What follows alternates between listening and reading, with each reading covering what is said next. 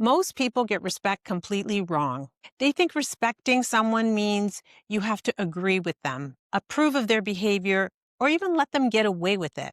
And that mindset, it's killing your influence. Here's the truth. Respect does not mean acceptance. Respect means recognizing that every single person sees the world through their own unique lens, their own beliefs, values, and life experiences. And whether you agree with that lens or not, it's real for them. Why does this matter right now? Because look around. We're living in a time of constant conflict in business, in politics, even at the dinner table. People are shouting at each other, not listening, and wondering why nothing changes. Teams break down, relationships end, leaders lose trust. And the sad part, it's not because people can't communicate. It's because they confuse respect with approval. And here's the big consequence. If you can't separate the two, you'll either cave in just to keep the peace, or you'll fight to prove you're right.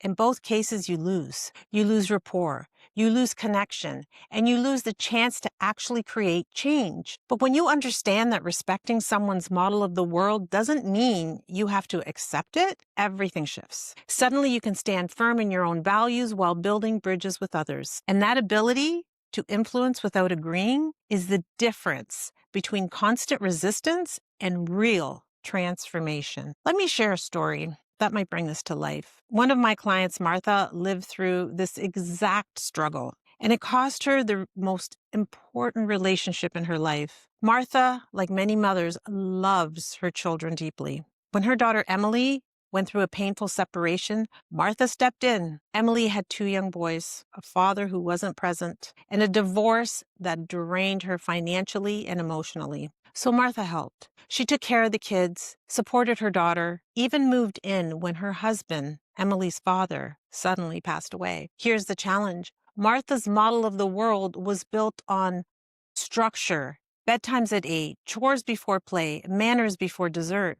Emily's parenting model, much more relaxed. She gave her boys freedom, let routines bend, and didn't worry if toys stayed out. 2 different models of the world collided under one roof. To Martha, Emily's approach felt like chaos. To Emily, her mother's discipline felt like suffocation. Arguments broke out. Some ended in tense silence. Other times, Emily told her mother to leave. Martha even spent nights in hotels feeling rejected in her own family. Eventually, Martha moved out. Once Emily's divorce was settled, she found other childcare. The mother and daughter stopped talking, and Martha, hurt and abandoned, moved to another city. To this day, they haven't reconciled. Heartbreaking, isn't it? 2 people who loved each other deeply lost connection because they couldn't respect each other's model of the world. They both confused respect with acceptance. Martha couldn't accept Emily's parenting style, and Emily couldn't accept her mother's structure. Respect got lost, and so did the relationship.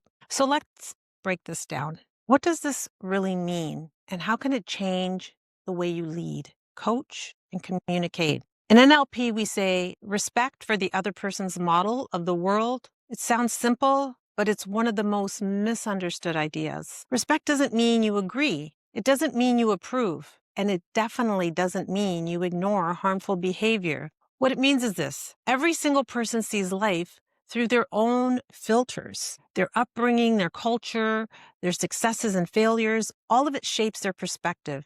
And just like you and me, their perspective feels real to them. Think of it this way. Your model of the world is like a map, but a map is never the territory. It's just your version of reality. The same is true for everyone else. Here's where people get it wrong. First, they think respect equals agreement. It doesn't. Respect is simply acknowledging that their reality is real for them. That's all. Second, people think respect means compromise, like a math problem where you give something up, I give something up, and somehow we balance the equation. But people aren't numbers on a spreadsheet.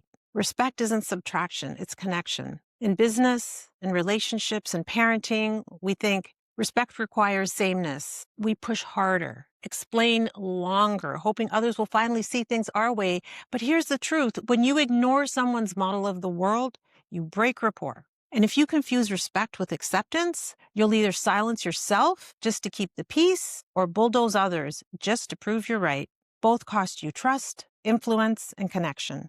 But when you learn to respect without needing to accept, that's when collaboration, cooperation, and real influence become possible. Because when people feel seen, they lower their defenses, they stop resisting, and only then can real change happen. Here's the first step.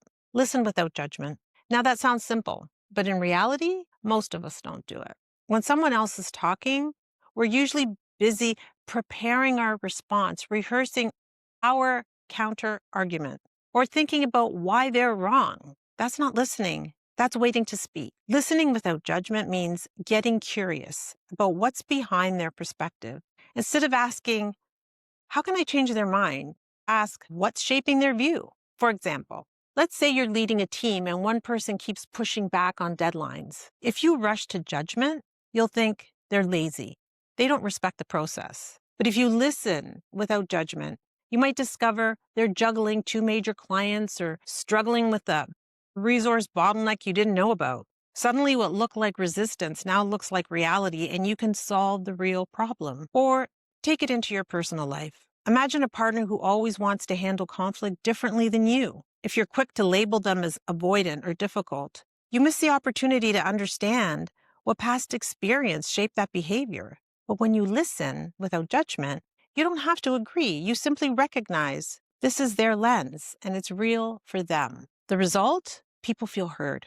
And when people feel heard, they stop defending and start engaging. That alone can turn conflict into collaboration. So here's the challenge. Next time you feel the urge to judge or defend, pause, lean in, ask, what's behind this perspective? That one shift can unlock trust, reveal hidden information, and open the door to real influence. The second step is to acknowledge and repeat back what the other person has said. This might sound almost too simple, but it's incredibly powerful. When someone is speaking and you respond with, I hear you, here's what I understood that they said, something shifts. They feel validated. They feel seen. And more importantly, they know you're not just waiting for your turn to argue. Here's why this works. Human conversations aren't straight highways. They're more like sailboats or airplanes. They get to their destination by constantly adjusting course, moving back and forth, and making small corrections along the way. When you repeat back what you've heard, you create that adjustment point. It keeps the dialogue moving instead of stalling. For example, let's say you're in a negotiation. The other side insists the timeline is impossible. Instead of pushing back immediately, you repeat, I hear you saying the timeline feels too tight with your current resources. That acknowledgement lowers their defenses. Now you're open to exploring solutions instead of digging in your heels. Or imagine a heated family conversation. Your teenager says, you never understand me. Instead of reacting with frustration, you say, you feel like I don't get where you're coming from. That one line doesn't mean you agree, but it tells them you're listening. 9 times out of 10, that's enough to soften the tension. And here's the unexpected benefit. When you repeat back someone's words, you also hear them differently yourself. You might discover a hidden point of connection, something you can build on, even while holding your own position. So don't underestimate this. Acknowledging and repeating back is one of the fastest ways to build rapport. Keep conversations on track and influence without force. The third step is to chunk up to a higher value. Here's what that means. When two people are stuck in disagreement, it's usually because they're stuck in the details. One person says, we have to do it this way. The other person says, no, that way won't work. And back and forth it goes. Chunking up means stepping back and asking, what bigger principle do we both care about? What's the shared value that sits above the argument? For example, imagine two parents disagreeing about discipline. One wants strict rules, the other wants more flexibility. If they stay in the details, they'll argue endlessly about bedtime or screen time. But if they chunk up, they might realize we both want our kids to grow up confident and responsible. That shared value becomes the bridge. The same applies in business. Let's say two departments are clashing over resources. Marketing wants more budgets for ads. Operation wants more budgets for systems. Chunking up reveals the common ground. We both want the company to grow sustainably. Once you see that, the conversation shifts from fighting over pieces of the pie to figuring out how to make the pie bigger. Because when you chunk up, you're not erasing the differences. You're reframing them in the context of a shared purpose. And people are far more willing to collaborate when they feel like you're on the same team. So next time you feel stuck in conflict, ask, what's the higher value we both care about? That question can transform a standoff in a partnership and disagreements into solutions. The fourth step is to separate the person from their behavior. This is one of the hardest skills to practice, especially when emotions are running high. But it's also one of the most transformative.